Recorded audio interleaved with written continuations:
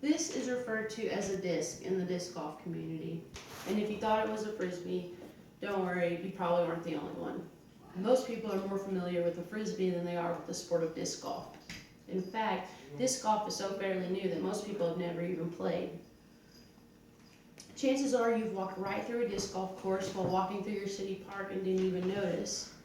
But over the last 40 years, disc golf has become one of the fastest growing sports in the world, with over 4,000 courses in the United States and the world.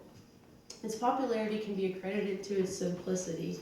It takes the fun aspects from the game of golf without the hassle of carts and clubs, because a whole disc golf course can be condensed into one park.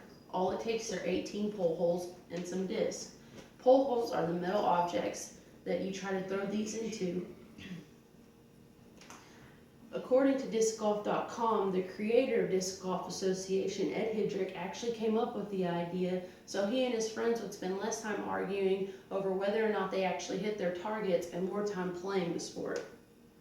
I've been playing now for about 7 years, and I studied up on the history of disc golf in preparation for this speech. In order to fully understand the sport, I'd like to start with where it all began. In Disc Golfer magazine, it states that Steady Ed Hidrick came up with the Disc Golf Association and the pole holes in 1976, but the earliest disc golf was actually invented by some freestyle frisbee players who would just try to hit random objects like fire hydrants or water fountains, even open car windows, and just made up the rules on the spot. I guess that's why it's so simple and straightforward. Discgolf.com states that in 1976, after inventing the pole holes, Ed Hidrick positioned the director of the Los Angeles Parks and Recreations Department to have his poles set up in the parks. And soon after that, Oak Grove Park became the first disc golf course to have official DGA poles. Since then, disc golf has had an avid following, from professionals who get played to play and put in magazines to kids who just like to toss around a frisbee and try to hit the basket.